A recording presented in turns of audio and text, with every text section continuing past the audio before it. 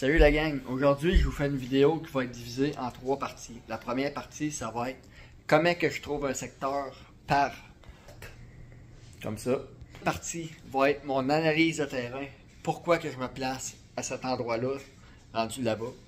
Puis la troisième partie va être la façon que moi j'apporte. Donc c'est parti.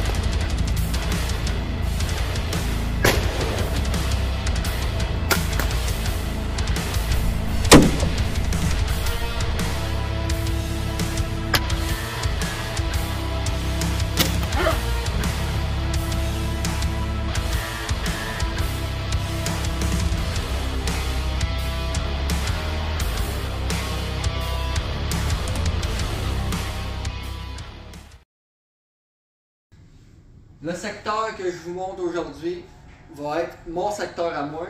Je vais vous montrer, vous allez pouvoir suivre la flèche rouge qui est ici. Dans le fond, pour commencer, j'ai choisi ce secteur-là parce que j'avais confiance en ça. Dans le fond, en partant, ici j'ai une bonne étang de castor, on peut voir j'en ai un autre site, j'en ai encore une site, j'en ai un autre là. Moi, ce que j'aime de ces spots-là, c'est que si j'ai l'eau qui est là, j'ai un autre qui est là, je sais qu'il va y avoir un ruisseau. Assurément qu'il va descendre de un à l'autre, comme ça ici. Donc les ours, comme vous savez sûrement, aiment beaucoup suivre les cours d'eau. Donc je me suis dit, c'est sûr ici que ça va être bon. Qu'est-ce qu'il faut savoir aussi, c'est que moi je suis un chasseur, je peux y aller à tout, en début de saison, en fin de saison, milieu de saison. Mais un spot qui va starter plus vite va être, mettons, les tops de montagne, des feuillus, pour que les ours se purgent, ils vont manger des bourgeons. Donc si je me fie à derrière, je vais zoomer un peu. Derrière ici, si je monte puis que je clique, c'est tout du feuillu. Les arbres sont hauts, puis, mais j'ai une bonne repousse. J'ai une bonne repousse là-bas. Moi, je me suis situé dans ce coin-ci. J'ai mis une bombe d'odeur là. Dans ma tête à moi, c'est qu'avec mon cours d'eau qui descend d'un coin à l'autre, ben, les ours, c'est sûr qu'ils étaient poursuivre ça. Puis de l'autre côté par là, vu que je connais le secteur un peu, c'est que ici, ce coin-là, le chemin qu'il y a là, tout là, c'est un gros cap de roche, puis ça monte pas là. Les ours peuvent pas monter là. Fait que je me suis dit, c'est sûr que les ours vont arriver soit comme ça ou là. Fait qu'ils vont suivre là. On peut voir un cours d'eau là, il y a un autre cours d'eau aussi. Fait que je me suis dit, les ours vont sûrement arriver de là. Puis que si moi je me place entre les deux étangs que j'ai là, je devrais avoir du succès, que les ours vont suivre ça, ou même qu'en pognant mes odeurs, arrivent de là. Fait que je vous montre, dans le fond, où je suis situé, c'est direct ici. J'ai mis ma bombe d'odeur direct là. Si je clique là, j'ai du feuillu, j'ai un bon couvert. C'est sûr qu'en début de saison, là, il n'y a pas de feuilles, fait qu'il fait clair. Mais j'ai une bonne repousse ici. Puis ce que j'ai oublié de mentionner, c'est que en haut du cap, plus haut par là, c'est que j'ai un bûcher d'environ 2-3 ans que les ours peuvent aller manger aussi. C'est environ à maximum 1 km de mon spot. Donc les ours peuvent manger là-bas, ils peuvent redescendre, même s'il y a un cap, c'est sûr qu'ils ont capable de descendre ailleurs, ils peuvent même pogner la trail de 4 roues. Mais ce secteur-là, j'avais une bonne confiance en ça, puis j'ai décidé d'aller visiter le secteur là-bas, puis j'ai été grandement surpris, ça n'a pas été long que j'ai vu des signes, j'ai vu des traces d'ours, tout le kit. Donc, J'ai choisi ce secteur-là, c'est mon spot à moi. Donc, ce que vous devez savoir, c'est les étangs de castor, c'est très bon. Ici, derrière, par là, montagne de feuillus. Ici, un bon couvert, encore du feuillu, mais si j'avance dans ce coin-ci, c'est vraiment un sol plus humide. Il y a de la mousse, c'est plus frais. Donc les ours en juin, mais quand on prend des grosses chaleurs comme il fait présentement aujourd'hui, les 25-30, les ours vont être bien ici. Puis, c'est ça. C'est pas un spot qui va être bon autant en début de saison que milieu de saison et fin de saison aussi. Donc, c'est ça. C'est le spot que j'ai choisi. Donc, la deuxième partie, on va aller sur le terrain. Bon, maintenant qu'on est rendu sur le terrain, je vais vous montrer pourquoi j'ai situé mon site de chasse ici. Fait que c'est parti. En premier lieu, comme vous avez vu sur Forêt Ouverte, j'avais 3 étangs de castor près de moi. Fait que je me suis mis au centre. Je savais que la forêt était mixte. J'avais une bonne transition aussi. Fait que je vous montre de ce côté-ci, un petit peu plus loin, on voit que c'est du feuillu. Puis là, j'ai fait ma cache là, avec une toile d'armée. Vous pouvez voir. Pourquoi je me suis placé ici? De 1, le vent est favorable. Pour moi, j'ai le vent de face. Et en plus, je suis en hauteur, pas énormément. Mais comme vous pouvez voir, mon baril est en bas. Je vais aller en bas. Je vous avais parlé aussi que j'avais un petit ruisseau qui est près de moi, que j'aime beaucoup. C'est que les ours vont suivre le ruisseau. Donc, ils vont descendre d'un étang à l'autre. Donc, regardez bien ça. J'ai mon baril qui est là. Déjà bien plein de bouffe. Moulé Pro Expédition. J'ai aussi du pain. J'ai de la mélasse dessus. J'ai du caramel aussi. Et j'ai ces 3 produits-là de Pro Expédition. Ainsi qu'une bombe d'odeur à ma droite, là-bas, que je vais vous montrer. Et une deuxième bombe d'odeur avec mon castor par là. Donc c'est parti. Bien sûr la transition, ok, je viens de vous montrer. Côté droit, vous voyez c'est tout du sapinage. Sapinage, sapinage, sapinage. Lorsqu'on tourne à gauche, on tombe vraiment dans le feuillu. Puis je vous avais parlé d'un petit ruisseau qu'on voyait un petit peu sur Forêt Ouverte. Là, l'eau est quasiment au plus bas. Mais il y a un cratère quand même. Puis ça continue comme ça par là. Ma deuxième étang, le ruisseau fait comme ça, puis il tourne. Ma deuxième étang est là. Fait que, on va suivre le ruisseau pour vous montrer. Moi, je m'attends que les ours suivent le ruisseau, mais qu'ils arrivent derrière mon baril, vraiment comme ça ou comme ça. Donc, regardez, le ruisseau est là. Là, on tombe vraiment dans le sapin. On tombe vraiment dans la transition sapinage résineux. Plus que je continue, plus mon bois tombe sale. Donc les ours, regardez si je rentre là-dedans, là, vous voyez le bois tombe vraiment sale. Regardez là, je suis vraiment... Là, je vous montre les arbres. J'ai un bon couvert. J'ai des branches quand même assez basses. Les ours n'auront pas peur de sortir ici. Je n'ai posé un justement en début de saison. Un très bel ours. D'après moi, il n'était pas purgé encore. Donc, il n'est pas revenu encore. Mais je suis pas mal sûr qu'il va revenir. Comme vous pouvez voir, là, je continue. Puis là, c'est comme 2 ruisseaux qui se rejoignent. J'ai mon ruisseau là qui va à mon baril. J'ai mon deuxième ruisseau qui descend là. J'avais une trace d'ours autrefois, mon ours a passé justement ici, il a suivi le ruisseau. Comme vous pouvez voir, j'ai un ancien étang de castor ici. Juste là.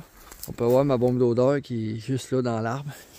Moi, ça, c'est un territoire que je peux dire parfait. J'ai un bon couvert, j'ai un ruisseau, j'ai un étang de castor, j'ai du feuillu. Donc, les ours vont adorer le spot. Pourquoi? C'est qu'ils ont tout pour eux autres.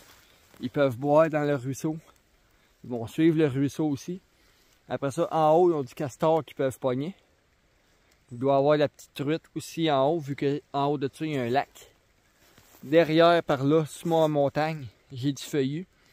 Fait qu'en début de saison, les ours vont se tenir plus là. Ils vont se purger là. J'avais des traces dans le chemin aussi, que les ours passaient dans le chemin, sauf qu'ils n'ont pas mené au berry. Donc, trouver un territoire avec forêt ouverte, c'est pas extrêmement dur. Il vous suffit de savoir est-ce qu'il y a des chasseurs par là, comme moi je suis territoire public ici. Mais j'ai travaillé fort pour trouver ce spot-là. En premier lieu, j'ai fait du forêt ouverte. En deuxième lieu, je suis venu visiter le spot, faire ma petite prospection, qu'est-ce que le bois avait l'air. Puis en troisième lieu, j'ai venu installer mon berry. Prochaine capsule, l'appontage. Bon, aujourd'hui, je vais vous montrer comment que je bête mon spot. Dans le fond, il y a déjà de la boulangerie dans le drum, j'ai du pain. Ensuite, qu'est-ce que je vais faire, c'est que je vais ajouter de la moulée. C'est de la moulée de 3 expéditions. Une moulée complète. Je vais la mettre directement dans mon baril.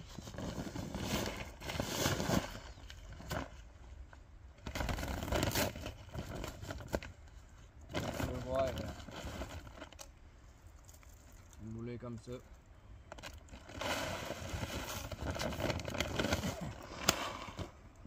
Ça, complète dans le drum.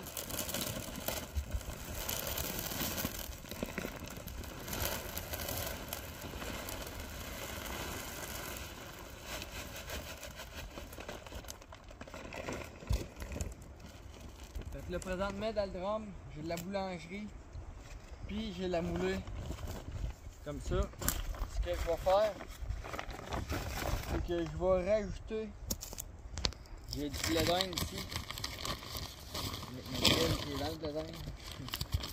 Je vais rajouter un petit peu de blé d'Inde dans le baril. Le restant de ma poche, je vais attendre un peu. Là, ce que je vais faire, c'est que j'ai du caramel. Normalement, j'aurais mis du caramel Pro X, mais je ne l'ai pas encore. Donc, je vais mettre du caramel dedans. Je pense qu'il est même pas ouvert. Il est pas ouvert. L'air épais.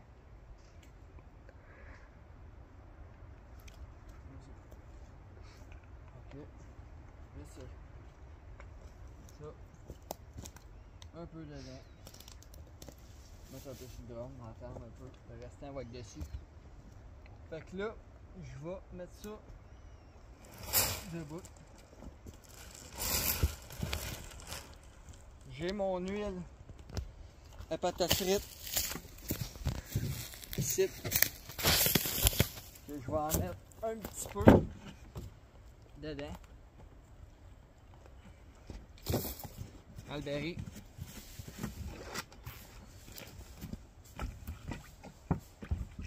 Ok, juste comme ça.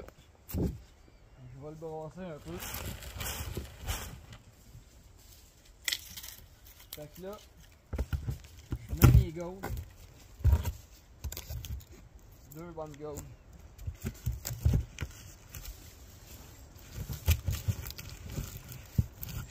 Comme ça. Ensuite de ça, je vais mettre mon caramel un peu partout.